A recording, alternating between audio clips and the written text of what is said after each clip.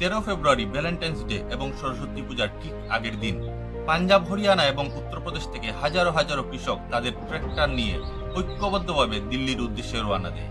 প্রশাসনও প্রায় 50,000 পুলিশ কর্মী নিয়োগ করে পাঞ্জাব হরিয়ানার বর্ডার, সেই সাথে উত্তরপ্রদেশ দিল্লির বর্ডার সিল করে দেয়। ঠিক পরের দিন কৃষকেরা এই বর্ডারে আসলে তাদের উপর কাঁদানে গ্যাস এবং গ্রেফতার করা হয়।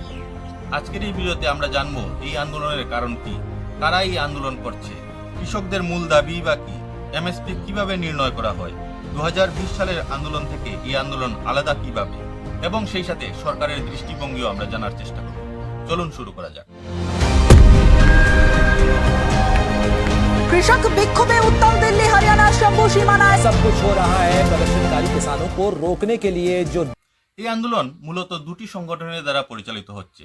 প্রথমটি হলো সংযুক্ত কিষাণ মোর্চা, নন পলিটিক্যাল। এর আন্ডারে 150টি ইউনিয়ন রয়েছে। আরেকটি সংগঠন হলো কিষাণ মজদুর মোর্চা। এর আন্ডারে প্রায় 200টি কৃষক ইউনিয়ন রয়েছে। তাছাড়া অন্যান্য যে কৃষক সংগঠনগুলি রয়েছে তারাও এই আন্দোলনের সমর্থন জানিয়েছে। এই আন্দোলনের কারণ জানতে গেলে আমাদের 2 বছর পিছনে যেতে হবে। 2020-21 সালে যে কৃষক আন্দোলন চলেছিল, সেই আন্দোলনের শেষে সরকার কৃষকদের দাবি অনুসারে প্রতিশ্রুতি দিয়েছিল যে তারা এমএসপি সম্পর্কিত একটি আইন পার্লামেন্টে প্রণয়ন করবে। কিন্তু তার 2 বছর পার হওয়ার পরও যখন এই আইন প্রণয়ন করা হয়নি, তখন কৃষকেরা এই আন্দোলনের জন্য রাস্তায় নামেন। এই আন্দোলনকে ব্যর্থ করার জন্য সরকার যুদ্ধকালীন প্রস্তুতি নিয়েছে। রাস্তাগুলি বন্ধ করার সাথে সাথে রাস্তায় পেরেক পুঁতা, লোহার স্ট্রাকচার, সেই সাথে ব্রিজগুলিকে বন্ধ করে দিয়ে নদী পর্যন্ত খনন করা হয়েছে, যাতে করে ট্র্যাক্টর এই নদী ক্রস করতে না পারে। এই পরিস্থিতিতে পাঞ্জাব হরিয়ানা হাইকোর্ট আন্দোলনকে পিসফুল রাখার জন্য নির্দেশ দিয়েছে। সেই সাথে বল প্রয়োগের ক্ষেত্রে একদম অন্তিম পর্যায়ে যাতে ব্যবহার করা হয় তার নির্দেশ প্রশাসনকে দিয়েছে। এই আন্দোলনের কৃষকদের প্রধান দাবিগুলি হলো এমএসপি সম্পর্কিত আইন প্রণয়ন করা। সংক্ষেপে এমএসপি বলতে বোঝায় মিনিমাম সাপোর্ট প্রাইস, অর্থাৎ ন্যূনতম সমর্থন মূল্য। এই মূল্য অনুসারে সরকার কৃষকদের কাছ থেকে তার ফসলগুলা ক্রয় করে। এই মিনিমাম সাপোর্ট প্রাইস নির্ণয় করে commission for agricultural cost and prices, সংক্ষেপে সিএসিপি। যদিও এই সম্পর্কিত শেষ সিদ্ধান্ত কিন্তু সরকারই করে থাকে। কমিশন এই এমপিএস নির্ণয় করার ক্ষেত্রে যে পদ্ধতি অনুসরণ করে তাকে C2 পদ্ধতি বলে। পরে আমরা এটা আলোচনা করব। সেই সাথে কৃষকদের দ্বিতীয় দাবি হচ্ছে স্বামীনাথন কমিশনের যে সুপারিশ, সেই সুপারিশ যাতে সরকার লাগু করে। এই স্বামীনাথন কমিশন 2004 সালে গঠন করা হয় এবং এর রিপোর্ট জমা দেওয়া হয় 2006 সালে। এই সময় তৎকালীন ইউপিএ সরকার এই কমিশনের অনেকগুলি সুপারিশ মান্যতা দিয়েছিল, কিন্তু অনেকগুলি তারা দেয়নি। এই স্বামীনাথন কমিশনের যে প্রধান সুপারিশ ছিল সেটি হলো এমপিএস নির্ণয়ের ক্ষেত্রে C2+50% ফর্মুলা ফলো করা। এই C2+50% ফর্মুলাটা কি? একদম সহজেই বলতে গেলে যে এমপিএস নির্ণয় করা হয় তা মূলত 3টি স্টেপে। প্রথম স্টেপ, এটাকে বলা হয় A2। এই A2তে কৃষকের সমস্ত রকম ব্যয় হিসাব করা হয়। দ্বিতীয় স্টেপে A2+FL।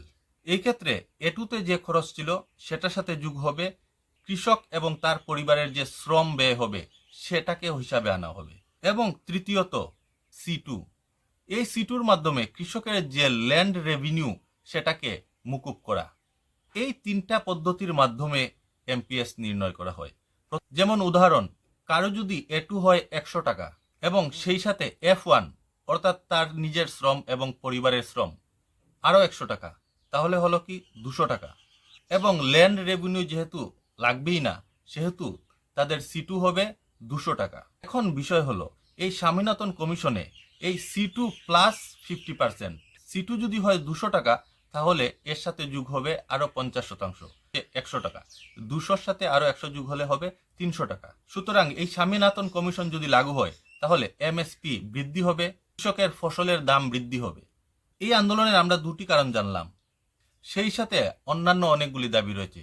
সেগুলি হলো সমস্ত রকম কৃষি ঋণ মুকুব করা, কৃষকদের জন্য পেনশনের ব্যবস্থা করা, 2020 সালের কৃষক আন্দোলনে যাদের প্রাণ গিয়েছে তাদের আর্থিক অনুদান এবং সেই সাথে পরিবারের একজনকে চাকরি প্রদান করা, লক্ষিমপুর হত্যাকাণ্ডে অপরাধীদের বিচারের ব্যবস্থা করা এবং ভূমি অধিগ্রহণ আইন 2013 অনুসারে কৃষকের জমি অধিগ্রহণের পূর্বে তাদের লিখিত অনুমতি নেওয়া এবং তার কম্পেনসেশন 4 গুণ বৃদ্ধি করা। আপনারা স্ক্রিনে সব দাবিগুলি দেখতে পাচ্ছেন। সালের যে কৃষক আন্দোলন ছিল তার মূল লক্ষ্য ছিল 3টা কৃষি বিল প্রত্যাহার করা। এইবারের এই কৃষক আন্দোলনকে প্রতিহত করার জন্য সরকার কঠিন থেকে কঠিন সিদ্ধান্ত গ্রহণ করতে যাচ্ছে। হরিয়ানা সরকার ঘোষণা করেছে যে এই আন্দোলনে কোনো আন্দোলনকারী যদি অশান্তিতে যুক্ত হয় তাহলে তাকে গ্রেফতার করার সঙ্গে সঙ্গে তার ব্যাংক অ্যাকাউন্ট সাসপেন্ড করা হবে, তার সমস্ত সম্পত্তি বাজেয়াপ্ত করা হবে এবং সেই সাথে তার পাসপোর্টও সাসপেন্ড করা হবে।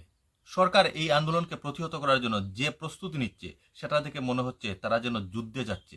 এই অন্নদাতা কৃষকেরা তাদের অধিকারের জন্য গণতান্ত্রিক প্রক্রিয়ায় তারা রাজধানীতে এসে তাদের প্রদর্শন করতে চায়, কিন্তু সরকার তাদেরকে হরিয়ানা বর্ডারেই আটকে দিচ্ছে। ধারা 144 জারি করা হয়েছে, ইন্টারনেট পরিষেবা বন্ধ করে দেওয়া হয়েছে। এখনো আমাদের অর্থনীতির মেরুদণ্ড হচ্ছে এই কৃষি। স্বাধীনতার পর থেকে যেভাবে ইনফ্লেশন হয়েছে এবং সেই সাথে কর্মচারীর বেতন বৃদ্ধি হয়েছে তার সাথে তুলনা করলে কৃষকের আয় কিন্তু ন্যূনতম বৃদ্ধি হয়নি। তাছাড়াও সরকারের ইন্টেনশন কি সেটা আগে বুঝতে হবে। এই এমএসপি কে বেসরকারি কোম্পানির হাতে তুলে দিতে চেয়েছিল। এই কারণেই কৃষকদের এই আন্দোলন যথেষ্ট গুরুত্বপূর্ণ।